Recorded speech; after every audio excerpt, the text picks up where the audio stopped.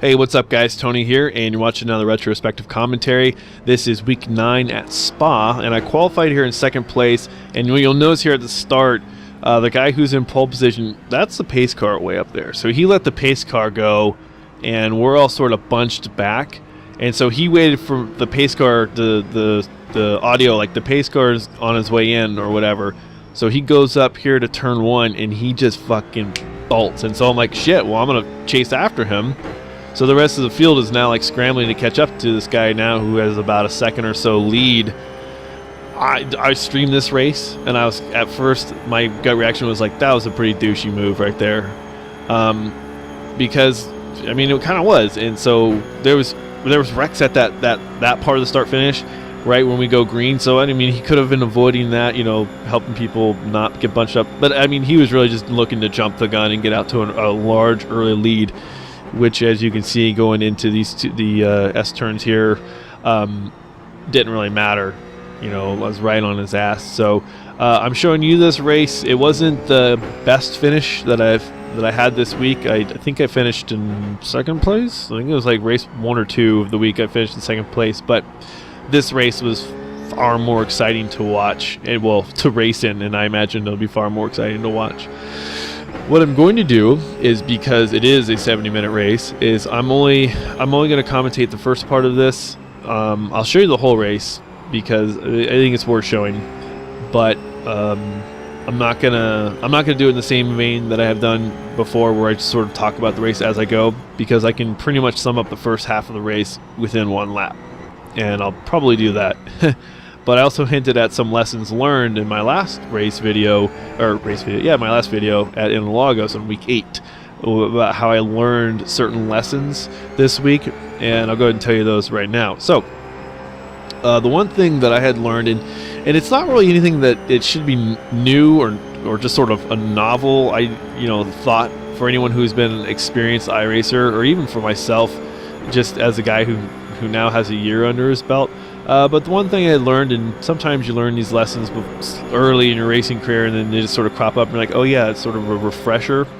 But because of Interlagos, I got really afraid of staying behind cars and fighting and battling and being in close proximity to other cars. So what I would do is, early in this week, because of Interlagos, I'd let cars sort of get away going into turns and just kind of give them their space instead of running my line and within regards to the car in front of you. I'm not going to run over them or run through them, but I want to stay in a position where I can strike. Well, unfortunately, because of Interlagos and the wrecks that happened, I got a little nervous about it, or so. We'll say nervous, I guess, or just a little apprehensive is a better way to, but apprehensive about staying behind cars, because you don't race with these people, the same people, all the time. So you don't have an idea of, like, are they an early breaker or a late breaker? You just, like, you get it, like, right when they break. So you're like, oh shit, they break early. Or, you see that they break later. But you don't get that indication until you start racing with them. So I'd rather find out from a distance than right on their ass, where I might break later than them and they're breaking early. So then suddenly I'm like, oh fuck, I gotta break. Because the guy in first place, he actually does that on not this turn, but, well, he breaks at this turn where I lift and I roll through, and then coming up to, I wish I knew the names of these corners so that way I could actually say it, but this corner right here, he breaks far earlier than I do.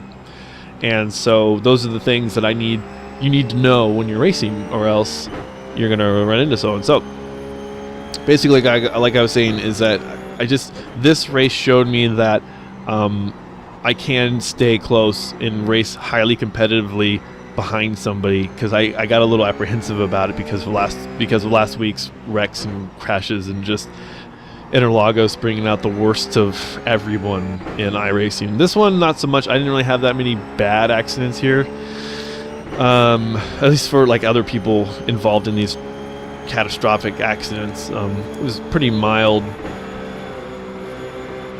But here's a good example. I'm staying right on him, and I'm trying to put myself into a position where I'll be able to pass.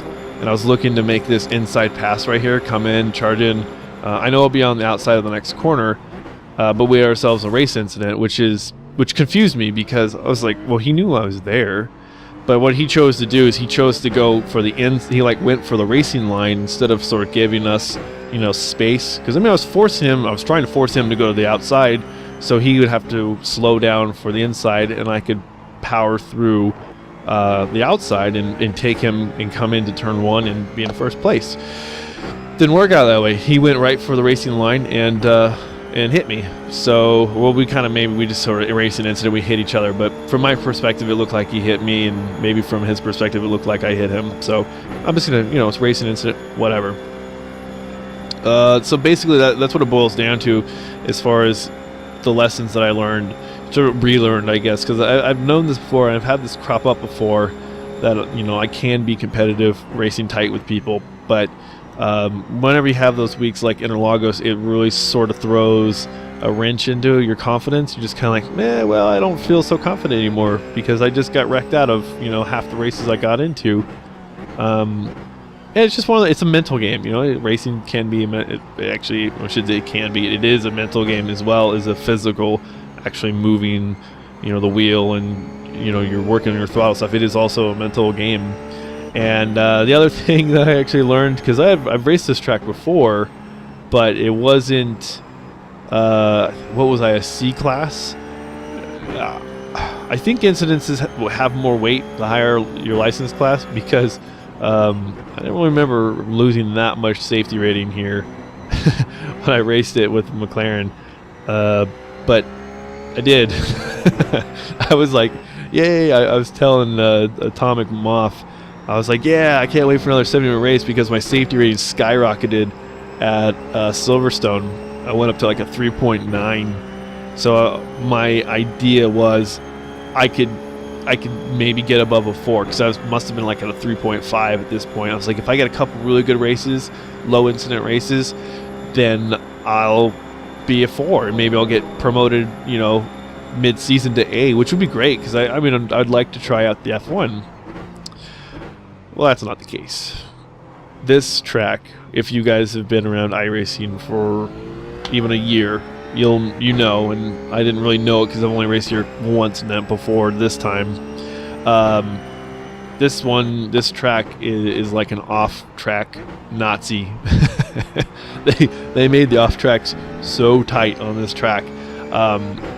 It kind of takes the fun out of it, because you're trying to race hard, you're trying to catch people, you're just trying to be competitive, and if you're concerned about your safety rating like I am, I want to retain my B class, and I want to make sure to get promoted to A class come the end of the season. I want to make sure I stay above a 3. So even though I am racing for position and I want to be competitive, I am always cognizant and aware of my safety rating. And so the off tracks, obviously, and also it tells you, you're like, ding, 6 of 17. You're just like, fuck. And they're always like really, really small off tracks, like barely off track. The green patches of green, non-green or non-grass. It's this green surface, whatever they have, that stuff right here on the that stuff. You're like off track, like right there. You're like, dude, fuck. Or this stuff right here. It's like the, I don't know, AstroTurf or something like that. So anyways, those are just some of the things that I learned. Oh, and also during this week I learned you could catapult a car during practice. You can send a car into orbit. I'd never seen that before. So anyways, right now, just to kind of give you a heads up on the race itself, I'd never run 219s on race trim. I ran 219s on my qualify setup, and so I was really impressed to know that I could run 219s on race trim, which was nice. It was a big confidence booster, and to be able to keep up with someone, you know, who's as fast as this guy is, it was nice. And you'll see as the laps kind of fall off, we'll rack up. You know, I pull on him, he gets away, I pull on him. You know, it's a constant battle. It's a really good race. I really had a great time. And after the race was over, you know, we did have mutually had nice things to say to each other. So what I think I'm gonna end up doing right now, 10 minutes into sort of babbling on, probably just go through some of the parts of the track that were kind of difficult, and I'll just let the race carry on. So I was working on that turn 1 right there in practice, but the one area that I still need to work on, and that this guy ahead of me is really good at, is he's good about getting up this hill, up Rouge, really fast. And I usually get about a 143 at the top of the hill. Well, he's getting up the top of the hill about 145. And if you've been watching the video, if you're an experienced iRacer, you're probably watching like, why are you in 5th gear, not 6th gear? You should be in 6th gear. Well, I tried, and I just couldn't find the right rhythm. So what I was doing is I was constantly racing. Like when I practice, I constantly experiment with things, and I tried to get faster. That's really my goal. That should be everyone's goal when you're racing. You're being competitive at anything. You just want to get better. So anyways, I tried in 6th gear. I just couldn't find the rhythm. I kept losing it. I kept crashing. So when it comes to race situations and just issues of being consistent, I would stay in 5th gear. So that's that. So I stayed in 5th gear, and so as a result, the guy in front of me, he would get through like at 145 miles an hour, and he's off for the races. I'm trying to catch him a couple miles an hour slower.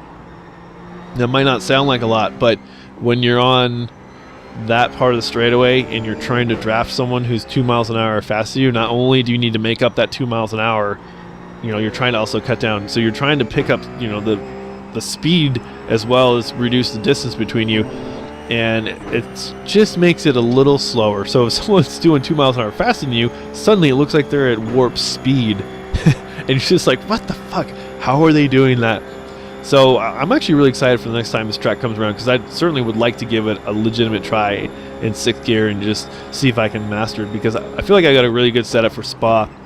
And I had a really good time running this, and I started to feel very, very, very comfortable. This last S turn, it bit me like way too many times, and so I still have issues with that final turn, and so that's something I need to work on. But to be this close, and my goal for going up to the top of Rouge and going on that straightaway, is I want to be within 3 to 4 tenths. That's my goal. I'm not there right now, but going through this, I'm like, okay, you know what? I'm close. Like I'm close to where I'm getting close, I should say, where I want to be. But what I noticed about him is that he was a faster driver overall. He would probably be able to put down 219s all the time, where I'm like, low 220s to high 219s, and when I'm parroting him, probably in the mid 219s. But anyways, there are certain parts of the track that I'm faster than he is, because those are the parts of the track that I would really pull, like this part, this turn, going to the next turn, and then into that long left-hander. Those and then into that following right-hander as well. Those are parts of the track that I'd pick up a lot of time on him, but then I'd give it away going uphill. So it was a lot of give and takes, and it was just me constantly battling to try to stay, I want to sink my claws in and just hold on. And that's kind of what my goal is just to hang on, and hopefully he makes a mistake before I do, and or maybe he goes off track or something, same thing as make a mistake. But yeah, so I was just hoping, praying that he'd make a mistake. So far, he's run a very, very clean race, and he's running a very, very fast race too, and I'm just doing my best to hang on. So anyways, what I'm gonna do is I'm gonna cut it out here. It's a good race, and I hope you stick around and watch it to the end. If not, I appreciate you watching it up to this point. So thanks for watching, thanks for subscribing, and I shall talk to you guys later, and enjoy the race, and let me know what you guys think about it.